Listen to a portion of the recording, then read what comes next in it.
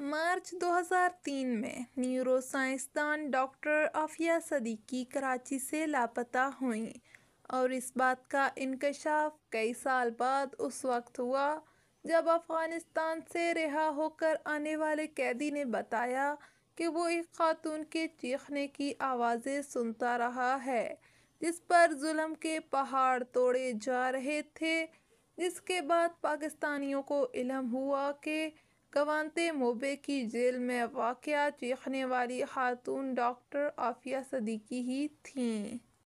انہیں اس کے بعد 2007 میں امریکہ منتقل کر دیا گیا اور ان پر باقاعدہ مقدمہ چلایا گیا جس میں ان پر امریکی فوجیوں پر اسلحہ تاننے اور دیگر جرائم کا الزام تھا۔ آگے چل کر آپ کو تفصیل سے بتائیں گے۔ اس دوران بھی کسی حکومتی لیول پر ان کی رہائی کی آواز نہیں اٹھائی گئی۔ سابق مسلم لیگی دور میں مشاہد حسین سید نے بھی بلگرام میں ان سے ملاقات کی تھی جس میں انہوں نے بتایا کہ ڈاکٹر عافیہ نے انہیں بتایا ہے کہ انہیں اسلام آباد سے اغوا کیا گیا اور انہیں متواتر بے ہوشی کے انجیکشن لگائے گئے۔ جب مجھے ہوش آیا تو میں بلگرام جیل میں تھی جہاں مجھ پر تشدد کیا جاتا رہا۔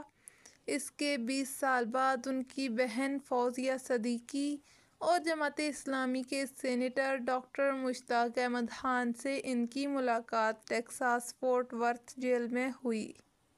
ناظرین، آپ نے اس ویڈیو کو مکمل دیکھنا ہے تاکہ آپ کو ڈاکٹر عافیہ صدیقی کے بارے میں آگاہی ہو۔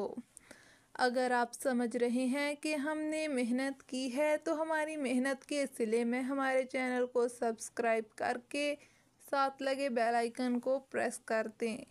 ناظرین، 3 گھنٹے کی اس ملاقات میں ڈاکٹر عافیہ صدیقی اور ان لوگوں کے درمیان موٹے شیشے کی دیوار لگائی گئی تھی جہاں ان کی گفتگو بھی ریکارڈڈ ہوئی۔ اس طرح ان کی ملاقات کی خوشی بھی اداسی میں تبدیل ہو گئی۔ سینیٹر مشتاق احمد کے مطابق جب وہ ملاقات کے لیے پہنچے تو ڈاکٹر عافیہ سفید اسکارف اور جیل کی خاکی وردی میں ملبوس تھیں۔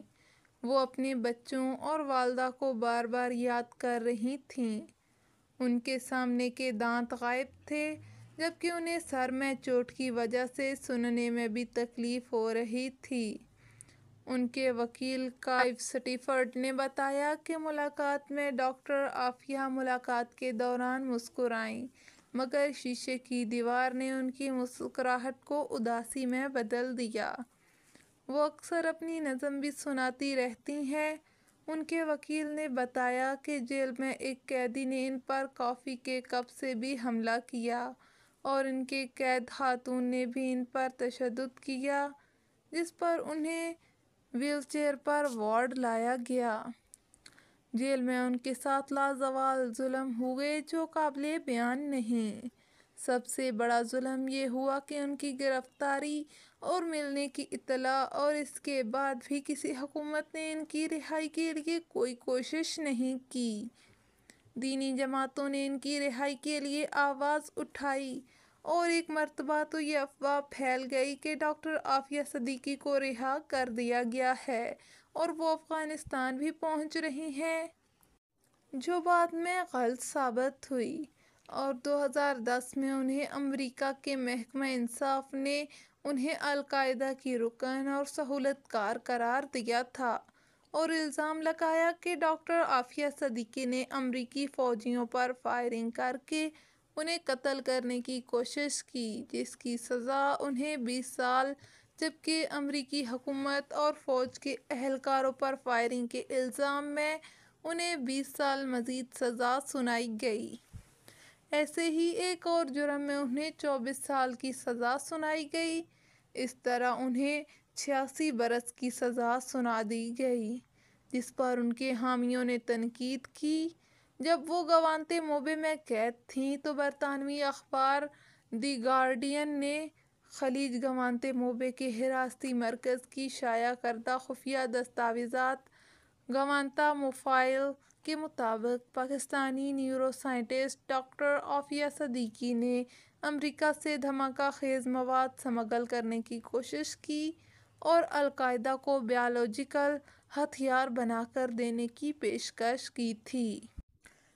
یہ الزامات امریکی انٹیلی جنس کے تجزیے اور القاعدہ کے 3 اہلکاروں سے تفتیش کے دوران حاصل ہونے والی معلومات کے نتیجے میں لگائے گئے، جن میں امریکہ میں 11 ستمبر کے حملوں کی منصوبہ ساز خالد شیخ محمد بھی شامل تھے۔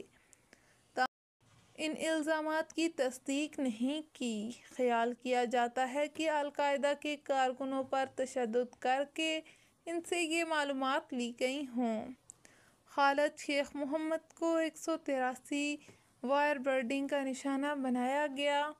امریکی حلقوں میں یہ ظاہر کیا جاتا رہا کہ ڈاکٹر عافیہ صدیقی القاعدہ کے رہنما خالد شیخ محمد کے بھتیجے کی اہلیہ ہیں۔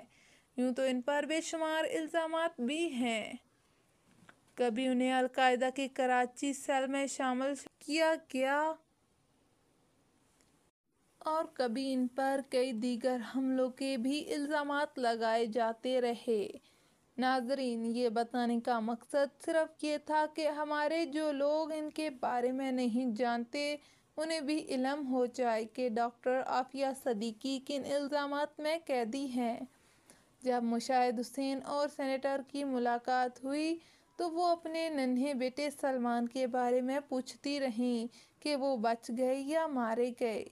اب موجودہ حکومت نے اقتدار میں آتے ہی ڈاکٹر عافیہ صدیقی کی رہائی کی کوشش کی اور گزشتہ روز وزیر اعظم کی ہدایت پر امریکہ کی ٹیکساس جیل میں ایک وفد نے 3 گھنٹے ملاقات کی اور امریکی حکومت سے ان کی رہائی کی اپیل بھی کی ہے کہ وفد کے ممبران کے مطابق ڈاکٹر عافیہ صدیقی کو اب انصاف ملنے کی امید پیدا ہوئی ہے اور امید ظاہر کی جا رہی ہے کہ نئے سال کے پہلے مہینے میں ہی ڈاکٹر عافیہ صدیقی کو رہائی ملنے کے قوی امکانات ہیں۔ ناظرین، آپ نے بھی ڈاکٹر عافیہ صدیقی کی رہائی کے لیے دعا کرنی ہے کہ اللہ تعالیٰ انہیں ظلم اور جبروں سے آزادی دلائے، آمین۔ تو ناظرین، یہ تھی ہمارے آج کے ولاگ کی سٹوری۔ امید ہے آپ کو پسند آئی ہوگی۔ ہماری آج کی یہ ویڈیو آپ کو کیسی لگی ہمیں کمنٹ باکس میں اپنی رائے سے آگاہ کریے